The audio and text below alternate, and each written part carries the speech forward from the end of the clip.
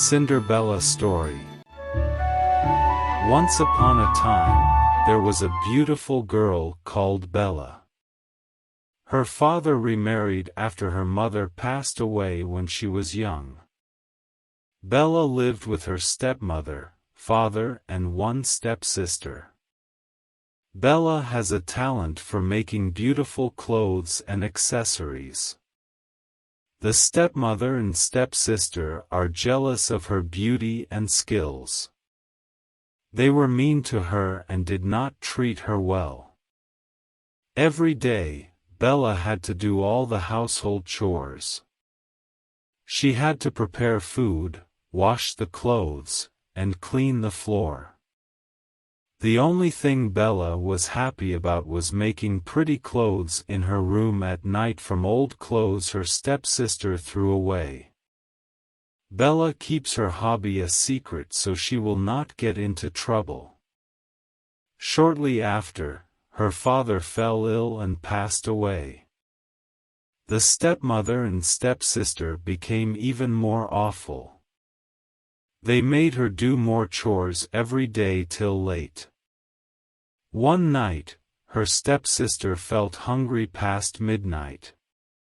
She called out to Bella to make her some food. By then, Bella was already in her room making some dresses. She was so engrossed that she did not hear her stepsister calling her. When her stepsister could not get her, she got angry and opened her room door. She saw Bella making dresses secretly. In her anger, she screamed and took a pair of scissors to destroy the dress. Her stepsister then opened her wardrobe and found more dresses. She took them out and cut them as much as she could, and threw them to the floor while trampling to dirty them. As soon as she heard the commotion, the stepmother rushed in to see what had happened. When the stepmother saw the dresses, she demanded, "Burn those dresses! You have no use for them and will never get to wear pretty clothes." They grabbed all the dresses Bella made and threw them all into the furnace. No! Bella's tears flowed as she tried to save the dresses from getting burned without success. Her face was smeared with black ashes from the furnace as she rubbed tears from her eyes. "Clean up this mess! Cinderella, I don't want to see them in the morning!" Her stepmother grinned. "With those ashes on your face, this name suits you more." From then on, they called her Cinderella. One day, there was an invitation to a royal ball event at the palace. Everyone was invited. Cinderella had to help prepare the dresses, makeup and hair for her sister and stepmother. She started to prepare for herself when she had completed all her work. Her stepsister noticed and said, You cannot go. Those dresses you have are unfit to be present at the ball. But I have one which my mother left me, replied Cinderella. She picked up the only dress from the box her mother gave her. The mean sister snatched the dress away and cut it immediately in front of her. Oh no, you have no dress. You cannot go to the ball. The stepsister giggled. Cinderella was devastated. She wept as she watched her stepmother and sister leave for the ball. My girl, do you want to go to the ball? A voice said. Cinderella turned and saw her neighbor, a very lovely old granny. I'm an old lady, and I have difficulty walking. You can have my invitation card if you wish, said old granny. but I have no clothes or means to go to the palace, replied Cinderella. Granny smiled. Grandpa has horses. He will bring you there. I knew you have the talent to make dresses. Come to my house. I have a lot of clothes for you. If you don't mind, they may be a bit old. You better hurry. Cinderella smiled as she saw hope.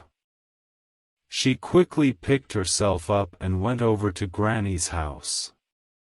She mixed and matched the clothes and performed her magic in making clothes.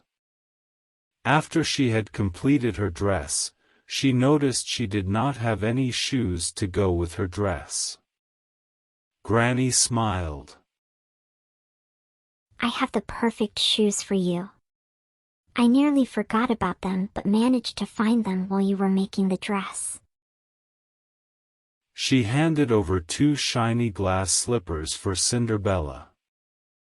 As Cinderella was about to leave, Granny said to her, You must not forget to come home before your stepmother and sister. It is best to be home before midnight so you don't get into trouble with your stepmother. I promise, said Cinderella, and she left for the palace. Cinderella was late when she reached the ball. When she stepped into the ballroom, she stood out from the crowd with her pretty dress and how beautiful she was. Everyone looked at her with awe. The prince immediately stepped forward to ask for a dance with Cinderella. He danced with only Cinderella and no one else. Nobody knew who the girl was and where she came from. From afar, the stepmother and sister could not recognize Cinderella. Moreover, after destroying her dress, they did not expect her to turn up for the ball. Everyone at the ball was envious of Cinderella.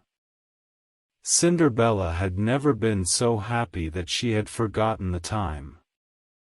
The ball is nearly over when the clock strikes midnight. Oh no. I need to go back before anyone finds out, Cinderella told herself. In a hurry, Cinderella accidentally dropped her glass shoes. The prince chased after her but only found her shoe. He told his servant, I must find the owner of this shoe and marry her. Soon, royal notices were put up to find the shoe's missing owner. The servants went from house to house to find the shoe owner. Finally, the servant arrived at Cinderella's house. Give me that shoes. I'm the owner, and I will marry the prince, claimed the stepsister.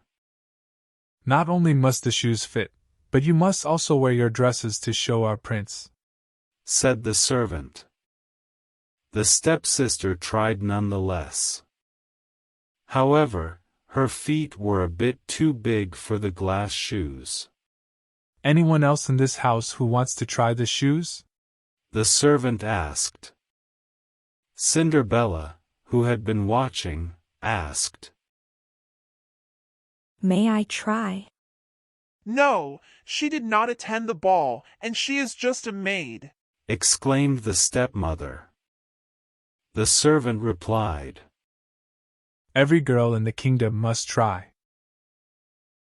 Cinderella tried on the shoe, and it fit her perfectly.